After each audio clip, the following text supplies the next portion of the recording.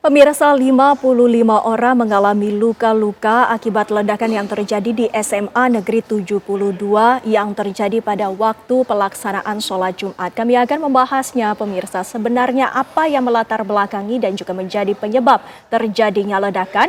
Kami akan bahas bersama sejumlah narasumber yang saat ini sudah terhubung bersama kami. Sudah ada Komjen Pol Purnawirawan Susno Duaji yang merupakan Kabar Reskrim Polri 2008-2009. Selamat malam Pak Susno, Assalamualaikum. Assalamualaikum, selamat malam Mbak. Selamat malam para pemirsa sekalian. Waalaikumsalam warahmatullahi wabarakatuh. Kami juga akan menyapa Laksda TNI Purnawirawan Soleman B. Ponto selaku pengamat intelijen. Selamat malam Pak Soleman.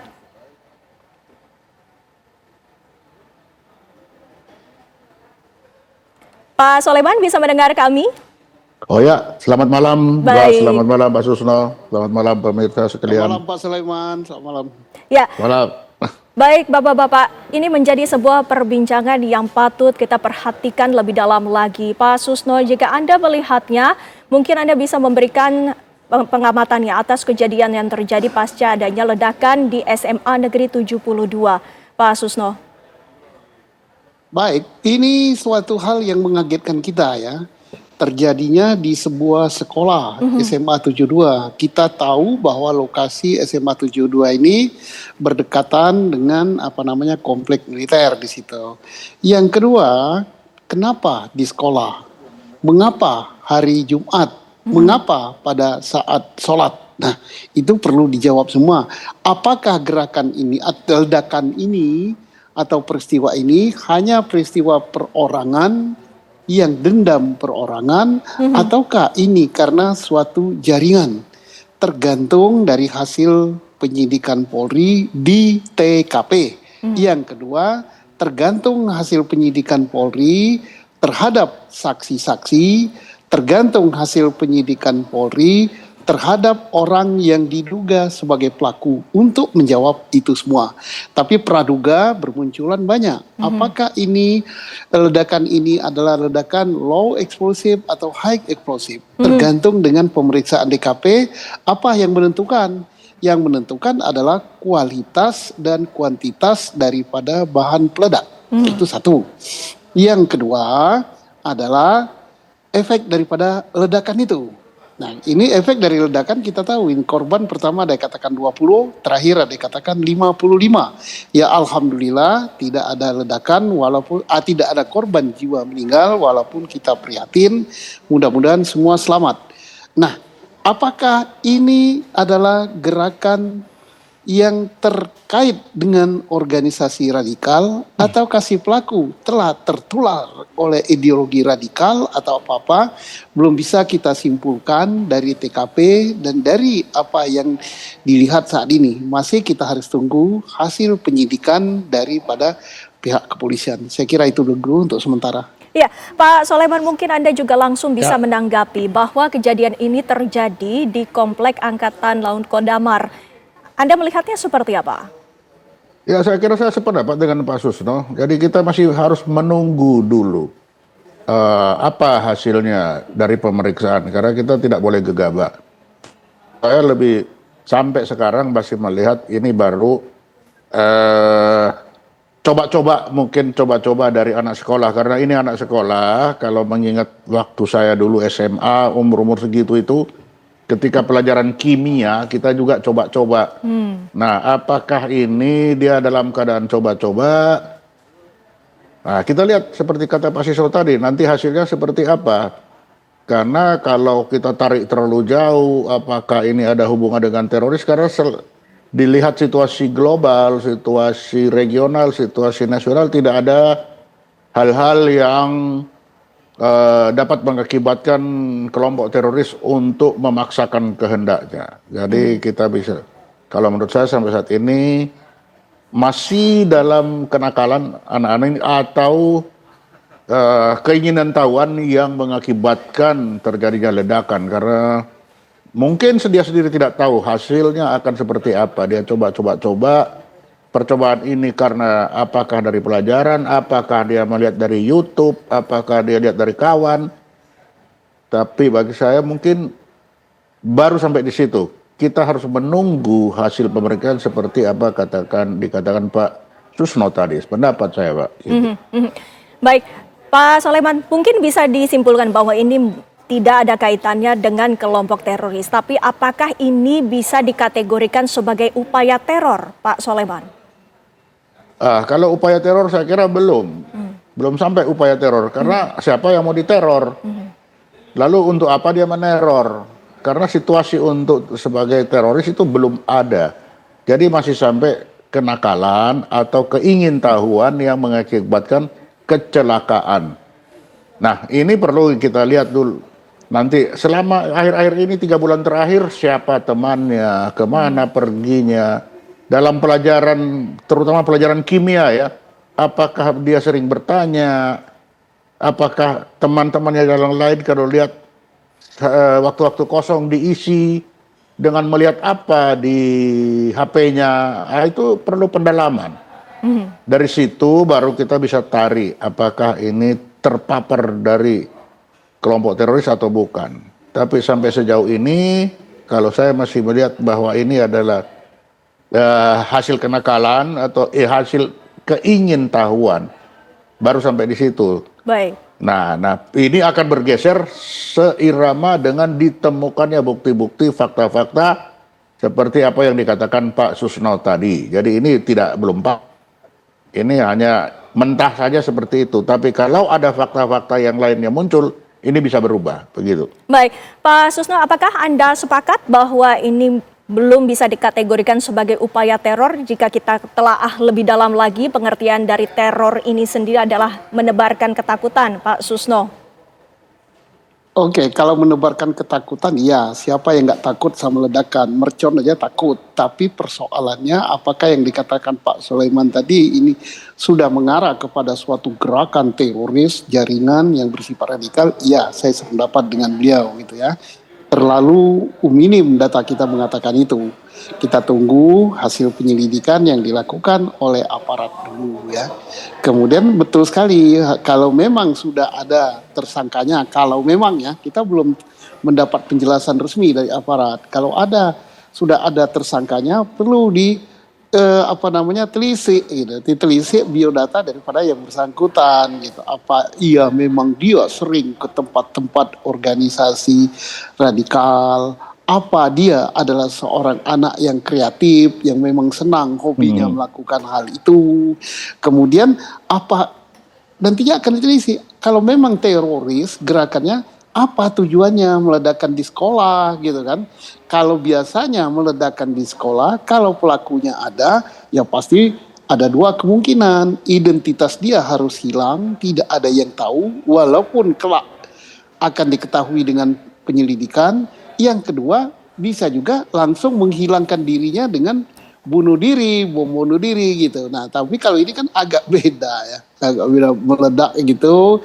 Kalau ternyata ada tersangkanya dan tersangkanya dari karangan internal, masih perlu penyelidikan lebih dalam sebagaimana Pak Sulaiman katakan tadi, background yang bersangkutan apa gitu dan sebagainya. Jadi jangan terlalu cepat kita katakan bahwa ini adalah gerakan radikal, gerakan teroris, ini teror bom gitu. Karena apa? Kita lihat senjata yang ditemukan senjata mainan gitu. Nah, korbannya banyak, ya bisa jadi karena mungkin bahan yang dimasukkannya gitu cukup banyak gitu, ledakannya ya melukai banyak gitu ya. Oke. Ya, dan yang perlu digarisbawahi pula bahwa ledakan ini terjadi di lingkungan sekolah. Nanti kami akan dalami lebih lanjut lagi. Pemirsa, usai jeda pariwara berikut ini kami masih akan kembali. Tentunya yang pertama, ini merupakan keprihatinan kita ya, kembali terjadi hal yang tidak kita inginkan. Yang kedua, beliau tadi pertama bereaksi untuk prioritas ke korban, ya, penanganan korban. Nah, kemudian juga beliau tadi menyampaikan bahwa ini juga menjadi peringatan untuk kita semua bahwa marilah kita sekali lagi saling waspada, saling peduli terhadap lingkungan, peduli terhadap sekitar kita. Ya, jika ada hal-hal yang dirasa mencurigakan atau ada hal-hal yang mungkin berpotensi untuk hal-hal yang tidak baik, untuk kita semakin peduli baik di lingkungan rumah maupun di lingkungan sekolah. Ya pemirsa, itu sama-sama kita telah mendengarkan pernyataan dari Mensesnek Republik Indonesia Prasetyo Hadi yang menyampaikan bahwa Presiden Republik Indonesia Prabowo Subianto turut prihatin atas kejadian yang terjadi ledakan di SMAN 72 Jakarta Utara. Dan ini menjadi catatan penting termasuk dengan adanya ledakan yang terjadi di lingkungan sekolah. Saat ini juga sudah bergabung bersama kami Erlinda yang merupakan pemerhati anak. Selamat malam Mbak Erlinda, terima kasih sudah hadir bersama kami. Ini menjadi sebuah catatan ya di dunia pendidikan, termasuk salah satunya adalah dari Kapolri Jenderal Listio Sigit Prabowo menyatakan bahwa sudah ditemukan identitasnya, terduga pelaku masih merupakan dari lingkungan sekolah, Mbak Erlinda. Ya, pertama izinkan saya mengucapkan duka yang sedalam-dalamnya. Pastinya seluruh bangsa Indonesia ini sangat prihatin, berduka yang dalam. Dan sebelum saya akan menjawab pertanyaan, izinkan saya juga mengapresiasi langkah-langkah cepat yang sudah dilakukan tim di lapangan, termasuk juga teman-teman psikolog dan sebagainya. Inilah yang memang kolaborasi seperti ini memang selalu dijaga. Nah, tapi untuk kejadian ini kami berharap bukan hanya sebagai early warning, bukan sebagai keprihatinan saja, karena kita tahu instrumen yang bagaimana sekolah ramah anak itu harusnya sudah menjadi implementasi yang sangat luar biasa. Catatan penting karena mohon izin ya Mbak, bahwa kami semua sangat konsen kepada dunia pendidikan bukan hanya pada semata kognitif, tapi bagaimana rasa empati, bagaimana nilai-nilai ideologi Pancasila itu betul-betul ada di ekosistem pendidikan. Karena sekali lagi di lingkungan pendidikan itu kita bukan menciptakan robot. Ya. Kita harus kembali lagi bukan hanya ke Undang-Undang Sikdiknas, tapi kita lihat bagaimana hari ini anak-anak kita kan mudah terpapar. Terpapar tidak hanya pada mereka di lingkungan sekitar yang kita tahu secara langsung mereka boleh dikatakan bersosial ya, tapi sosial mereka pun juga ada di dunia maya. Nah, disinilah kami mengatakan bahwa bagaimana hari ini harus sudah dibangun roadmap, etika, dan hal yang lebih penting lagi adalah membangun budaya itu di dunia maya. Apalagi kita tahu tadi sejujurnya saya sangat shock pada saat Bapak Kapolri mengatakan dugaan adalah pelakunya adalah lingkungan sekolah dan diduga juga adalah pelakunya anak. Kami mengatakan bahwa kenapa harus seperti ini? Harusnya kan dengan adanya instrumen hari ini yang sebegitu bagusnya bisa dilakukan tindakan pencegahan. Nah, sekali lagi kami sangat setuju apa yang dikatakan Mas Pras, Mas Menteri ya, bahwa kita jangan menyalahkan siapapun, tapi hari ini kita berbenah. Nah, izinkan kami juga menyatakan bahwa segera paralel, komprehensif, adik-adik kita yang mengalami secara langsung, baik itu menjadi korban atau mereka yang melihat, kami pastikan pasti trauma. Iya. Tapi bagaimana traumanya itu skala teman-teman psikolog yang tahu, termasuk juga teman-teman IPK klinis yang sangat paham. Dan kami berharap seperti biasanya teman-teman Kementerian PPA, KPAI, Dinas Pendidikan, Kemendikbud dan semua stakeholder yang ada biasanya mereka berbagi peran. Tapi sekali lagi jangan lupakan juga bagaimana hingar-bingar di dunia maya itu pun juga kita harus bisa redam. Mengapa? Karena ini akan menambah lebih menyakitkan dan yang lebih kita khawatirkan adalah ketakutan yang berlebihan di lingkungan sekolah lainnya. Iya, iya. Nah, ini yang harus kita jaga kondisi-kondisi seperti ini. Baik. Harapannya mungkin dari pihak istana segera juga berkoordinasi untuk bagaimana peran pemerintah pusat dan daerah itu. Ya syukur-syukur walaupun besok Sabtu ada rapat khusus untuk hal tersebut. Baik, dan kita juga akan mengajak Anda pemirsa sekalian untuk menyaksikan dan juga mengetahui bagaimana perkembangan terbaru di lapangan. Sudah ada Rindi Salsabila di Rumah Sakit Islam Cempaka Putih dan juga ada rekan Rehana Mezia yang berada di lokasi. Pertama saya akan menyapa Rehana terlebih dahulu untuk mengetahui bagaimana perkembangan di sana. Apakah sudah ada perkembangan dari penyelidikan dari tim gabungan? Silakan Rehana.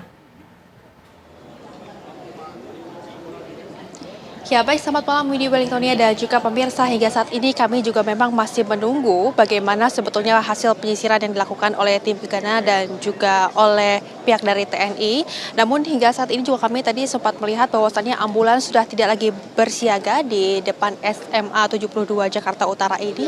Tapi Windy dan juga pemirsa, kalau kita bisa gambarkan sedikit mengenai kejadian yang terjadi di siang hari tadi, di mana ada 2 ledakan yang terjadi, ya ini adalah di dekat musola, kemudian juga di belakang sekolah di SMA 72 Jakarta di tempat saya mengabarkan saat ini. Tentunya ini juga menimbulkan kepanikan bagi para siswa yang sedang bersekolah, dan bahkan pemirsa, dari siang hari tadi pasca adanya ledakan kemudian hingga malam hari ini sekolah masih terus dilakukan sterilisasi, dan juga masih ada beberapa tim dari Gegana maupun dari TNI yang masih berjaga hingga malam hari ini. Tidak hanya itu, kalau kita lihat juga tadi siang sejumlah tokoh juga sudah hadir, seperti sebut saja ini ada Gubernur DKI Jakarta Pramono Anung yang langsung datang ke sekolah di tempat saya mengabarkan saat ini. Namun Pramono Anung juga belum memberikan pernyataan terkait dengan kedatangannya ke sini. Tidak hanya Pramono Anung, ada juga Wamenpolkam, kemudian ada dari Komisi E DPRD Jakarta. Selain itu juga memang pemirsa, kalau kita lihat ada rekaman yang saat ini juga sudah beredar luas di masyarakat, ya ini adalah rekaman mengenai seorang pria yang terkapar di dekat lokasi kejadian, di mana pria tersebut juga ini mengenakan kaos putih, kemudian juga celana berbahan gelap serta sepatu pantofel hitam, dan di dekat pria tersebut ini juga ada senjata laras panjang, dan kami tadi sempat mendapatkan informasi bahwa senjata laras panjang yang digunakan adalah senjata palsu. Kemudian dalam senjata laras panjang tersebut pemirsa ada beberapa tulisan, bahkan hingga saat ini tim dari kepolisian juga masih terus mendalami apa sebetulnya arti dari tulisan-tulisan tersebut dan apa sebetulnya motif dari pelaku untuk melakukan aksi itu. Kami juga sempat mendapatkan informasi pemirsa bahwa pelakunya sendiri merupakan yang berasal dari dalam lingkungan sekolah sendiri, dan hingga saat ini juga masih dilakukan operasi di salah satu rumah sakit yang memang telah dirujuk atas kejadian yang terjadi di siang hari tadi di SMA 72 Jakarta.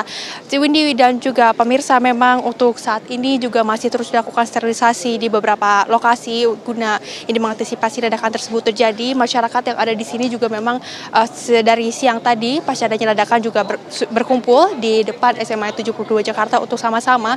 Nanti ini kami juga terus menunggu bagaimana keterangan dari hasil penyisiran, tapi kami juga tadi sempat mendapatkan informasi jika pihak dari kepolisian sendiri dan juga dari beberapa tokoh ini mengungkapkan adanya keprihatinan atas terjadinya insiden ledakan yang terjadi di SMA 72 Jakarta ini, terutama ini adalah di dalam dunia pendidikan. Dan kalau dilihat sendiri Windy dan juga pemirsa, memang kami sendiri juga sempat mendapatkan informasi dari salah satu siswa yang bersekolah di SMA 72 Jakarta Utara ini, di mana siswa tersebut mengungkapkan jika pelaku tersebut memang berasal dari dalam sekolah, dan juga mengungkapkan ini dari salah satu angkatan, ya ini adalah dari kelas 12, dan kemudian juga hingga saat ini kami masih belum tahu bagaimana sebetulnya identitasnya, motifnya juga seperti apa, dan masih terus didalami bagaimana sebetulnya senjata yang digunakan, apakah ini juga memang sudah diketahui senjatanya tersebut adalah senjata palsu, namun ada beberapa tulisan juga di dalam senjata tersebut yang juga masih terus didalami oleh pihak kepolisian, dan juga mengenai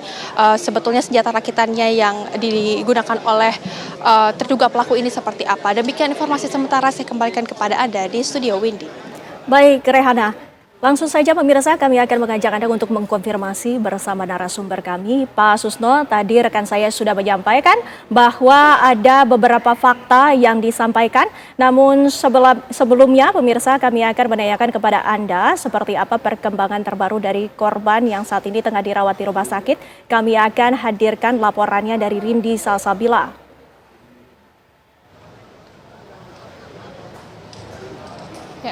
Ya, selamat malam Windy dan juga pemirsa. Memang pada saat ini telah dirawat begitu ya sekitar 30 siswa SMA 72 Jakarta Utara di Rumah Sakit Islam Jakarta. Dan berdasarkan informasi yang kami terima di rumah sakit Islam Cempaka Putih Jakarta Pusat ini sebanyak 30 siswa dari 55 siswa yang menjadi korban ledakan di SMA 72 Jakarta ini tengah dirawat, dan tadi kami sekitar pukul 19.00 waktu Indonesia Barat ada satu siswa yang sudah pulang, dan siswa laki-laki tersebut mengaku bahwa ia mengalami gangguan pendengaran begitu ya, akibat ia mendengarkan 2 dentuman saat sholat Jumat, dan dia pun mengaku untuk korban laki-laki ini bahwa ia saat kejadian ia sedang sholat Jumat di barisan paling depan ketika terjadi dentuman sebanyak 2 kali. Ia sempat langsung keluar masjid, namun ketika melihat teman-temannya ia pun langsung kembali ke dalam masjid untuk menyelamatkan temannya. Namun ketika setelah kejadian tersebut korban yang sudah pulang ini ia sempat pulang ke rumah, namun karena pendengarannya semakin terganggu ia pun langsung datang ke Rumah Sakit Islam Cempaka Putih ini untuk mengalami maksud kami untuk menjalani perawatan lanjutan begitu. Dan tadi pun juga sekitar pukul 19 waktu Indonesia Barat tadi Wakil Menteri Pendidikan Dasar dan Menengah yakni Atip Latiful Hayat sempat datang untuk menjenguk korban 30 korban yang dirawat di Rumah Sakit Islam Cempaka Putih ini. Ia pun mengungkapkan bahwa korban saat ini dalam kondisi baik, dan dari Kementerian Pendidikan Dasar dan Menengah pun juga akan melakukan rehabilitasi fasilitas sekolah yakni SMA 72 Jakarta. Dan sebagai informasi kembali pemirsa, untuk korban lainnya yakni sebanyak 7 korban ini sedang dirawat di Rumah Sakit Yarsi Jakarta Pusat, sementara untuk 18 orang lainnya ini dirawat atau menjalani perawatan di Puskesmas Kelapa Gading. Dan tadi kami sempat melihat begitu ya, untuk kondisi di dalam instalasi gawat darurat ini memang untuk para siswa yang dirawat di sini ini sedang menjalani perawatan dari petugas medis, dan tadi juga memang sudah ada banyak pihak yang datang, salah satunya adalah Wakil Ketua DPR RI Sufmi Dasko.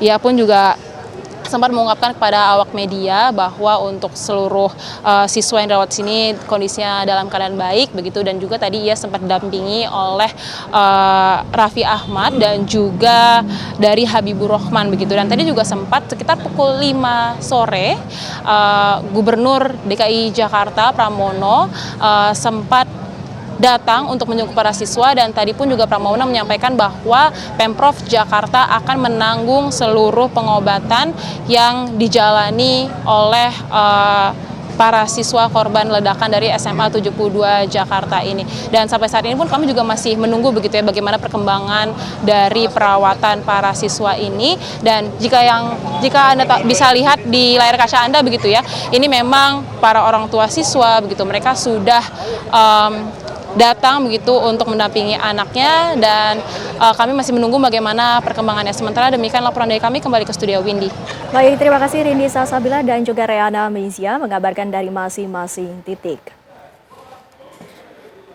Pak Susno, kami juga ingin menanyakan kepada Anda, adanya senjata laras panjang yang kita ketahui kemudian ini adalah mainan, namun kita juga mengungkap fakta bahwa di atasnya ada sejumlah tulisan-tulisan yang antara lain ada tulisan seperti Welcome to Hell yang bisa diartikan sebagai selamat datang di neraka, ada pula For Agartha, ada pula brand tentaran, dan juga nama Alexander Bisonet. Ini kan seolah-olah bisa dikatakan bahwa pola yang digunakan ini hampir sama dengan di luar negeri, meskipun di luar negeri ini adalah senjata sesungguhnya begitu. Namun Anda melihatnya ini seperti apa, Pak Susno?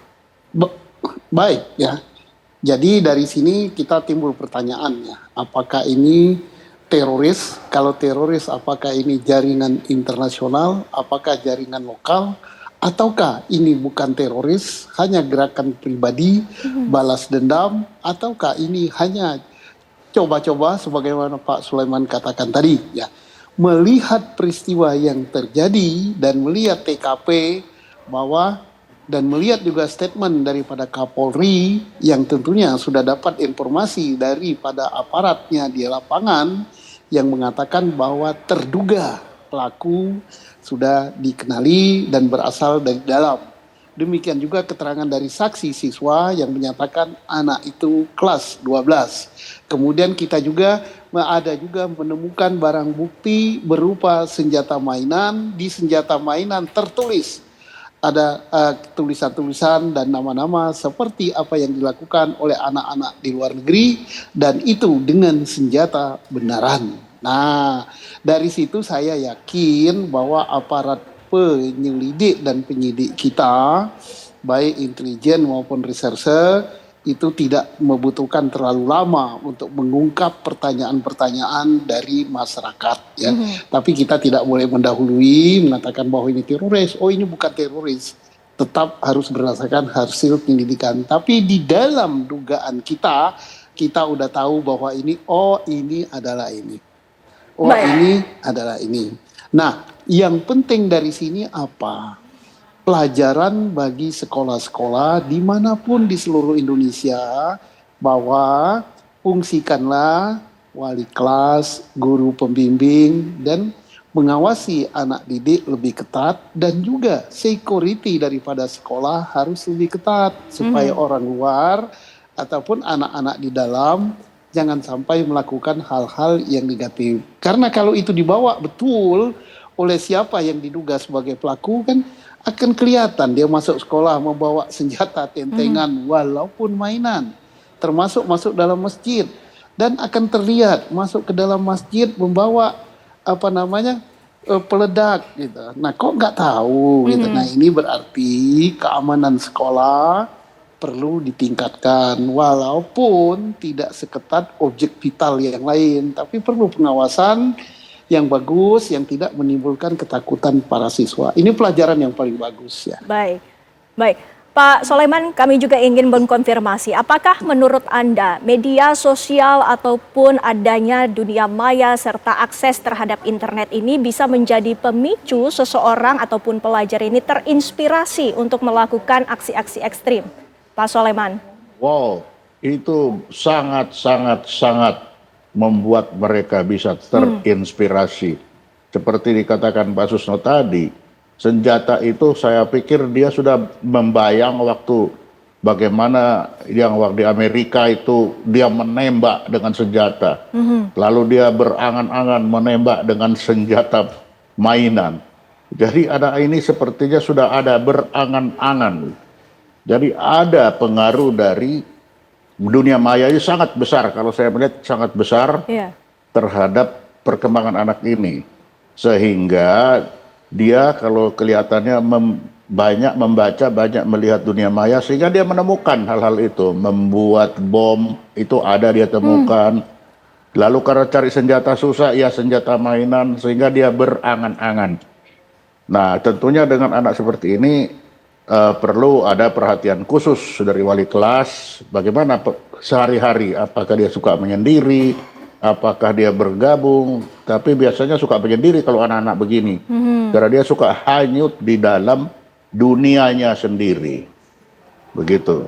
Baik, ya Mbak Erlinda, ini artinya bahwa akses internet yang begitu secara mudah diakses ini bisa dikatakan ada efek yang sangat negatif bagi pelajar ataupun anak-anak. Ditahan ya Mbak Erlinda, kita akan bahas sesaat lagi pemirsa usai jeda pariwara berikut ini.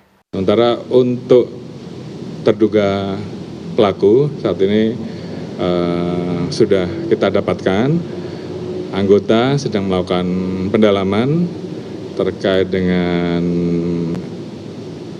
identitas korban, kemudian juga lingkungan korban, lingkungan pelaku, termasuk rumah dan hal-hal lain yang saat ini sedang kita dalami, dan tentunya nanti akan diinformasikan lebih lanjut setelah tim gabungan baik dari Polda Metro, dari Densus melaksanakan pendalaman. Anda kembali bersama kami, pemirsa. Sebelum kita melanjutkan dialog kami akan memperkenalkan salah satu narasumber yang saat ini sudah bergabung bersama kami. Sudah ada Darman Nintias yang merupakan pengamat pendidikan. Selamat malam, Pak. Selamat malam, Mbak Windy. Ya, terima kasih sudah hadir bersama kami. Iya, nah, terima kasih. kalau kita membahas tadi pernyataan dari Kapolri yang menyatakan bahwa terduga pelaku sudah diketahui identitasnya oleh pihak kepolisian, dan ini kejadian yang ada di pihak, maksud kami di dalam lingkungan sekolah, bahkan diduga ini adalah pelajar. Nah, Anda melihatnya ini seperti apa? Ya, ini memang fenomena baru. kebetulan saya meneliti tentang bunuh diri. Jadi gejala bunuh diri kita itu sebetulnya mulai tahun 2000, sebelum tahun 2010 itu lebih disebabkan oleh faktor-faktor kemiskinan. Tetapi pasca 2010 ke sini itu faktor ideologi juga masuk. Dan akhirnya tidak hanya soal kemiskinan. Nah, ini mungkin karena di lingkungan sekolah ya, barangkali mungkin ada kekecewaan dengan teman-temannya atau apa. Nah, sehingga itu dia bisa mengambil satu tindakan untuk melakukan sebetulnya kekerasan. Kekerasan yang membawa korban pada dirinya dan kekerasan yang membawa korban pada pihak lain. Dan itu sebetulnya fenomena yang sudah terjadi 2 dekade terakhir. Paling tidak dari riset saya. Artinya kondisi psikologisnya ini bisa dinilai seperti apa? Kemungkinan ya, kemungkinan dia punya persoalan relasi dengan teman-temannya, entah itu tertindas, dibully atau bagaimana, sehingga ekspresinya adalah kemudian ingin membalas dendam. Itu kan bisa saja, karena kita tidak tahu persis, kan polisi belum mengungkap. Bisa juga misalnya karena ajaran, itu juga bisa. Kemungkinan perundungan atau ya, beberapa. Itu bisa gitu, sangat mungkin. Mungkin itu. Ya. Tapi kalau yang ini kan kita tidak bisa berspekulasi, kita harus menunggu tindakan dari pernyataan resmi dari pemerintah. Tapi dalam hal ini kepolisian. Tapi menurut saya karena ini di lingkungan sekolah, saya mungkin lebih banyak berbicara dari aspek pendidikan. Saya kira ini merupakan tantangan baru bagi dunia pendidikan kita. Ternyata ada potensi dari dunia pendidikan kita ini, terutama anak-anak, mengambil satu tindakan yang membahayakan orang lain. Ini saya kira catatan yang bisa kita berikan dari perspektif pendidikan. Iya, Mbak Erlinda, tadi juga sempat dikatakan oleh Pak Susno bahwa pengawasan itu harus ditingkatkan. Tapi kita juga bisa simpulkan bahwa pengawasan itu tidak hanya dalam bentuk fisik saja, apalagi internet ini bisa juga menjadi salah satu sebab musababnya. Iya, betul sekali. Seperti yang tadi kita bincang ya Mbak Windy, sebenarnya pada saat seseorang, artinya setiap remaja, artinya saat ini kan adik-adik kita yang di bangku sekolah, pelajar-pelajar ini pada dasarnya sangat rentan, karena dia pada fase di mana kita tahu aktualisasi. Kalau dalam ilmu psikologi kan anak-anak remaja ini ingin bagaimana dia pencapaiannya bisa difasilitasi atau diberikan penghargaan. Nah, pada saat itu semua tidak tercapai, saya menguatkan kepada Bapak ya kan, ya betul sekali ada kekecewaan dan sebagainya. Tapi sayangnya kita bisa lihat juga apakah di sekolah juga memperburuk keadaan ataupun di lingkungan sosial lainnya. Karena kita tahu lingkungan sosial ada lingkungan rumah, lingkungan dia tempat bermain, dan sekali lagi yang tadi disampaikan lingkungan media sosial atau artinya dunia maya. Inilah yang memperburuk. Oleh karena itu mudah-mudahan ini menjadi awal kita memperbaiki pembenahan sistem ya Bapak, pendidikan kita. Kita jangan hanya fokus kepada kognitif saja, tapi bagaimana juga hal yang lebih luas lagi, terutama penguatan diri, mental health-nya. Bagaimana juga membangun sistem di sekolah, empati. Jangan sampai ideologi Pancasila itu hanya sekedar kita hafal, tapi keseharian anak-anak, tapi dicontohkan oleh ekosistem pendidikan itu harus. Bagaimana kita peran ekosistem pendidikan itu melibatkan semuanya, inilah yang harusnya ada. Instrumennya tadi saya sudah sampaikan, ada sekolah ramah anak, ya kan, ada sekolah tangguh dan sebagainya. Ini bersama, karena teman-teman dari BNPT pun juga sudah punya MOU ya dengan Kemendikbud. Waktu itu Kemendikbud, sekarang kan sudah dipecah, Kementerian Pendidikan Dasar dan Menengah. Nah artinya ini apakah kita lebih komprehensif lagi atau kita berharap, saya pribadi sangat-sangat apresiasi dengan semua hari ini semua komponen ikut dalam tanggung jawab ya. Dan yang mengharukan lagi adalah pernyataan Pak Presiden melalui Istana Negara tadi.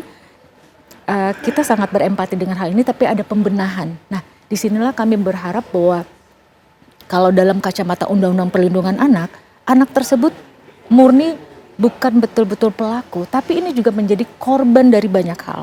Korban disfungsi keluarga mungkin, korban juga dari lingkungan, korban dari banyak hal. Artinya bagaimana di sekolah adanya nyaman, perhatian, harusnya kan, punten ya Bapak, di sekolah itu kan ada rapot, ada profiling setiap siswa. Ada profiling sehingga mitigasinya jelas, mitigasinya tahu, oh oke, anak ini berlatar belakang apa, anak ini kesehariannya bagaimana. Nah ini jangan dibebankan juga kepada boleh dibilang guru ya, tidak. Karena guru juga kan berapa jam sih dia berinteraksi dengan anak. Tapi kan ini semua elemen harus punya peran dan tanggung jawab. Artinya di sini, ayo mumpung kita mempunyai Bapak Presiden yang sangat peduli tidak hanya di dunia pendidikan, tapi bagaimana SDM ini keberlanjutannya. Karena tadi sudah disampaikan oleh Bapak Susno Duaji ya kan, betul sekali. Kita pernah lihat di Amerika anak-anak bagaimana menjadi pelaku ya, pelaku terorisme. Nah, karena tadi seperti dikatakan Bapak bahwa ada kekecewaan, ada kebencian. Jadi akumulasi dengan awalnya kerentanan dia sebagai remaja itu menyebabkan dia melakukan tindakan. Ditahan dulu, nanti kita lanjutkan perbincangan kami. Pemirsa, kami masih akan kembali selepas jeda pariwara berikut ini. Anda kembali bersama kami, kita lanjutkan perbincangan kami. Pemirsa, Pak Susno, kami ingin mengetahui dengan adanya kejadian ini tentunya kita merefleksikan diri dan mungkin Anda bisa memberikan pernyataan.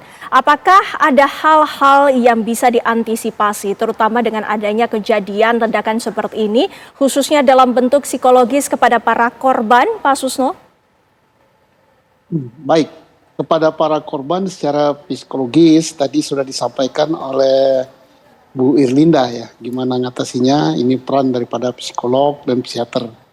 Yang kedua, pelajaran yang kita petik di sini ya, kalau seandainya, karena yang diduga pelaku masih hidup ya, tidak meninggal, alhamdulillah dia selamat ya.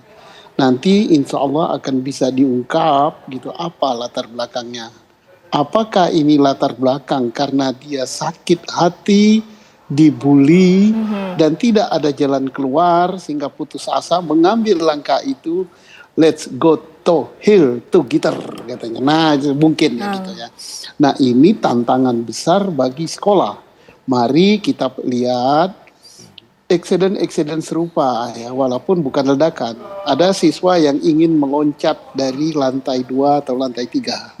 Ada siswa yang dikeroyok, dipukuli, bahkan siswa perempuan gitu kan, siswi gitu ya, dipukuli gitu. Ada juga siswa laki-laki, ada juga yang tidak mau lagi sekolah karena dibully. Ini tantangan terbesar bagi sekolah, tidak hanya di Jakarta. Bully-membuli ini pihak sekolah tidak boleh mengatakan bahwa kami hanya sebentar mendidik mereka, tapi harus dipantau kan. Sekolah harus kerjasama dengan persatuan orang tua murid gitu ya. Kemudian harus membuat suasana yang demikian bagus, para siswa mau melaporkan kalau dia dibully kepada orang tuanya. Dan orang tua melaporkan kepada guru dan guru harus menanggapi dan harus ngambil tindakan tegas. Dan tidak tertutup juga di sekolah itu masih ada lagi geng-geng gitu kan. Geng-geng kelompok, ada yang masuk geng, ada yang tidak gitu. Nanti yang tidak dibully. Nah ini perhatian dari pihak yang menyelenggarakan pendidikan siapa? Mulai daripada Kementerian Pendidikan gitu, Dasmen gitu, kemudian dinas pendidikan di tingkat provinsi maupun di tingkat sekolah dan kepala sekolah dan guru. Hilangkan bully-membuli ini, bagaimana caranya menghabiskannya. Baik Pak Susno. Pak Soleman, kita ketahui juga bahwa sudah beredar banyak sekali video yang berasal dari mancanegara yang memperlihatkan aksi-aksi radikal, bahkan memberitahu cara-cara untuk merakit sesuatu yang berbahaya. Apakah tidak ada antisipasi ataupun langkah-langkah agar akses itu tidak bisa dicapai kepada para pelajar? Inilah tugasnya Kementerian Pendidikan untuk menyampaikan kepada Komdigi bahwa para pelajar ini harus ada pembatasan. Dan ini tentunya tidak bisa hanya sekolah, termasuk orang tuanya. yang harus memberi pelajaran bahwa ada pembatasan-pembatasan. Kan kita tahu sendiri kalau kita buka juga di situ sudah ada pembatasan. Hanya ada kalanya orang tua masa bodoh, anak-anaknya dibiarkan begitu saja dibuka sehingga dia bisa membuka apa saja. Nah, dengan adanya ini tentunya sekolah tidak bisa berdiri sendiri, orang tua, sekolah, Menteri Pendidikan, Menteri Komdijigi harus bersama-sama untuk adanya pembatasan-pembatasan. Kita ingat dulu aja film itu masih ada film semua umur 13, 18, 21. Itu film. Nah, ini apalagi yang namanya di YouTube. Kalau itu tidak dibatasi, ya ini jadinya. Dia akan coba-coba, semua bisa didapat di YouTube. Jadi memang harus ada pembatasan. Pembatasan umur itu dalam membuka hal-hal yang ada di internet itu harus ada pembatasan. Nah, pembatasan-pembatasan ini harus juga diawasi, ya pengawasannya itu mulai dari orang tua, guru, dan kementerian. Baik. Supaya ini bisa dihindari, begitu. Baik. Pak Darmaintias, menurut Anda sendiri, apa sesungguhnya langkah-langkah yang harusnya dilakukan agar menjaga keseimbangan dan juga rasa aman bagi pelajar dan juga nyaman secara sehat mental dan juga sehat fisik? Ya, saya melanjutkan Pak Susno dan Pak Sulaiman. Jadi memang kita tidak bisa menutup diri bahwa geng-geng di sekolah itu sejak dulu sampai sekarang masih ada. Tapi sebetulnya satu dekade terakhir ini kan kita kampanye tentang sekolah ramah anak. Artinya mestinya lingkungan sekolah itu menciptakan rasa aman dan nyaman bagi murid-murid. Nah, saya kira kalau dulu kita mengenal namanya Tripusat Pendidikan, keluarga, sekolah, masyarakat. Tampaknya ini yang harus kita bangun kembali. Jadi sekarang ini kita memfokuskan pendidikan anak itu pada guru atau pada sekolah, sementara peran orang tua dan masyarakat berkurang. Karena itu saya kira ke depan ini saya kira memang momentum yang baik untuk melakukan refleksi seluruh sistem yang kita miliki, ya, bukan hanya sistem persekolahan saja, tetapi juga sistem pendidikan di lingkungan keluarga dan masyarakat. Kenapa? Karena kalau kita bertumpu pada sekolah, sekolah memang benar dalam keterbatasan, bebannya banyak. Karena itu peran orang tua dan masyarakat sekitar itu menjadi penting. Nah, persoalannya sekarang adalah banyak orang tua yang lebih sibuk untuk mencari nafkah. Ini saya kira tantangan. Dan saya setuju misalnya sekolah itu bahkan kita bisa meniru negara-negara maju. Mulai melakukan pembatasan penggunaan HP untuk pelajar. Gitu. Komunikasi bisa dilakukan lewat sekolah, kalau keluarga itu memerlukan komunikasi dengan anak, tetapi pada saat sekolah saya kira perlu ada pembatasan penggunaan HP kecuali untuk pelajaran misalnya coding atau apa. Baik, ini menjadi PR penting bagi semua pihak. Terima kasih Bapak-Bapak, Ibu sudah hadir waktunya bersama kami dan juga berbincang-bincang di Apa Kabar Indonesia Malam.